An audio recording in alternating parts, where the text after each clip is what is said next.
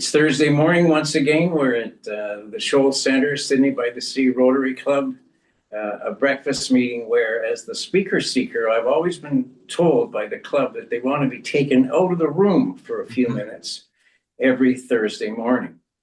It was our pleasure, this has been our pleasure this morning, to welcome Tanis Whiteman and Dawn Cameron to speak to us about the issue of solar power. Now, one of them is an engineer and a technician in the field, but the other is the inspiration for the discussion. And Tanis gave a very heartfelt, comprehensive view of why solar power is important and should be more important in British Columbia. Tanis, thank you very much for joining us this morning. You recently read a book that got you going on this subject in a big way. I certainly did.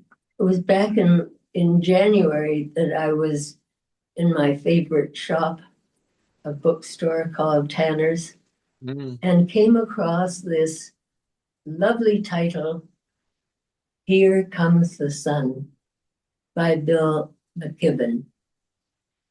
I bought that book, read it, and it has taken over my life.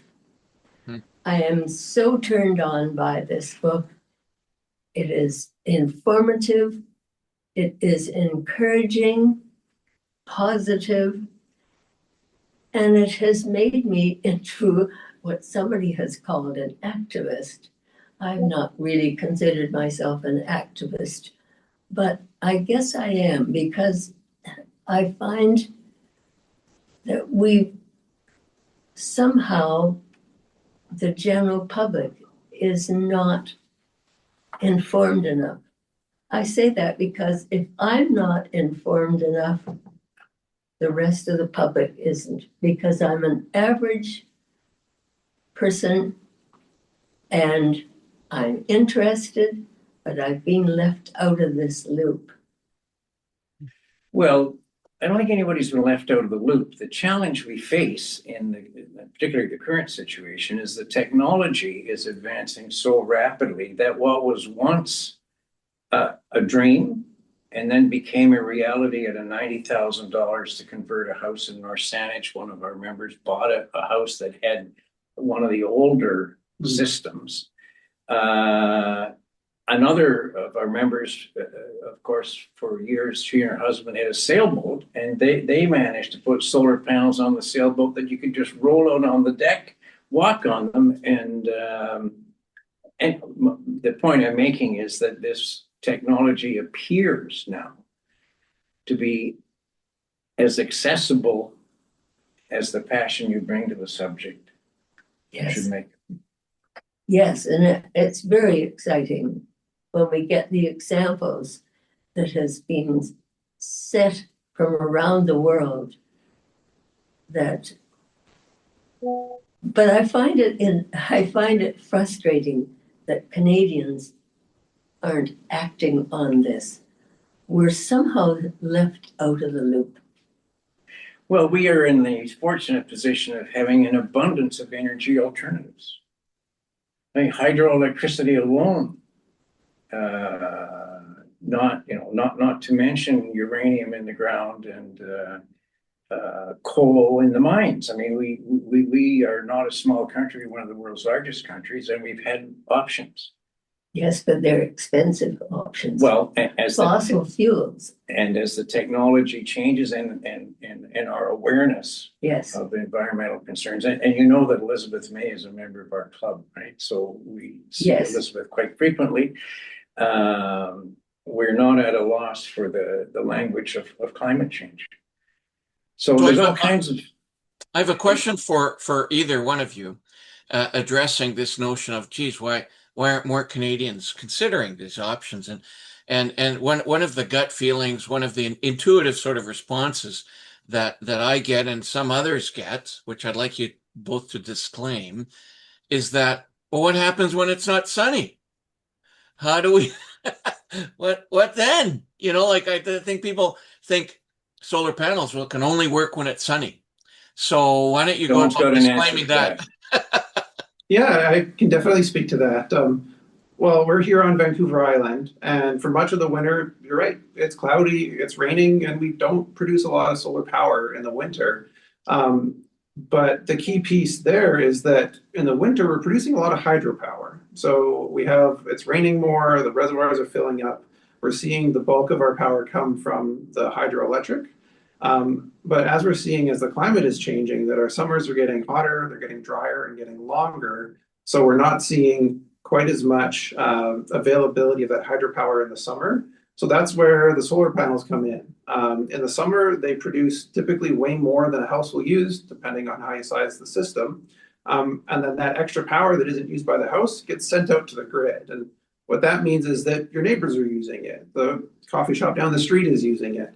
And it means that for every kilowatt hour that comes off of a house, it's a kilowatt hour of water that they didn't have to let out of that reservoir. And even though we have that period in the winter where you're not producing a lot of power, with BC Hydro here, and you see it a lot of other jurisdictions, is they'll pay you for the power that you send out to the grid, in addition to the cost savings that you have from not buying from them. So you build up that credit in the summer and you use it over the winter. So that's the benefit for the homeowner. And as you'll recall, Don, one of our members, Ian Lightbody, installed the solar panels in 2017. Mhm. Among other things, Ian also has an electric car. Now you're going to have to remind me, but he does his net power bill for the year. You said it was about $200-ish, not a lot. Yeah. Think about that, John. Yeah. Wow. And that includes powering his car. Mhm. Wow. Wow. So, Well, and at the other end of the spectrum, of course, the costs of the solar panels and the hardware and all that are dropping like a stone. Well, So there was an explosion of heat pump implementation within homes Mhm. because government provided a huge what's the word subsidy subsidy, yeah. to where you almost paid nothing. Why isn't that happening for solar panels? Precisely. Well, it has been. There was Okay. included in that big subsidy. That was federally. That was the $40,000 10-year interest-free loan, the Greener Homes loan. It applied from everything to heat pumps to solar panels to any green energy retrofits. As we know, that program closed over the past year or so. But BC Hydro is actually still incentivizing installing solar. So they give you up to $5,000 off the cost of your solar system to install in a net meter capacity. And then for battery storage, they'll also give you $5,000 if you use the right battery. Yeah. Okay, good to know.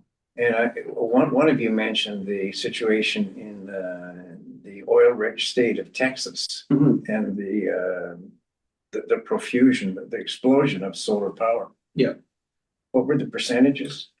I think they were saying, I don't know the top of my head, but I think it was roughly 30% is a big number, but maybe it's 15. Don't quote me on that one. But Texas, what they're saying was, a Republican state, there's a lot of that baggage with, is there, a political element to the energy that you use? Well, in Texas, you're seeing one of the highest adoption rates outside of California in the States for solar power, and that's purely cost driven. Solar is just cheaper than fossil fuels, even with the fossil fuel subsidies. Wow. It's with the changes that they've had for the investment tax credits and green energy credits in the States, it's a little bit in turmoil, but one country slowing down, the rest of the world is picking it up. One interesting piece of information I forgot to mention in my presentation is that all of the new excess energy or the new energy demand in 2025, we met that with renewables. It was the same amount of solar, wind, geothermal, that renewable energy was covered that increase in energy usage worldwide. Who knew all this stuff? You'll remember, John, years ago, Malcolm Gladwell wrote a book called The Tipping Point. And it's a very interesting analysis of how do, concepts, ideas grow in popularity to become a conventional wisdom. Mm-hmm. I think what we've seen today and what we've experienced in our own lives in the last Well, since Jimmy Carter put solar panels on the White House, those solar panels, by the way, I was told at the time were made in Canada. I can't swear to that, but Yay. We used to make them here. the Americans are keeping that really quiet. Anyway, Yes. when does an advanced technology become commonplace? And what does it take for that transition? Well, I'll tell you what it takes. It takes somebody like Tanis to feel it in her heart, and it takes Don and his knowledge to make it a reality so that customers like you and I, John, can feel comfortable doing something we never thought we'd do. And Extraordinary. to have a couple of our members, I mean, the story of putting these folding solar panels on the deck of a sailboat, and then Ian talking about power for the year at like peanuts. Those of us who are a little perhaps less inclined to jump into the deep end of the pool begin to realize it's really the shallow end of the pool, and all you got to do is walk into it. It was a great discussion. The quality and information that your speakers are providing is extraordinary. Congratulations to you and to your speakers this morning. Well, thank you, John. And that was really a wonderful discussion. You took us out of the room and put some of us, well, one or two people are already there, but we're all not. In closing, let me say that I had the opportunity to speak to about grumpy taxpayers to the Rotary Club of Oak Bay this week, and among a very dynamic group of Rotarians, I've got to say. And I was very happy to hear that the Rotary District Conference, which takes place in a few weeks, is sold out. 350 delegates, a large number from the United States. And you'll recall that the former president of BC Ferries, current president of the Victoria Clipper, spoke to us several weeks ago and made an offer for American guests to get a discount on the Victoria Clipper.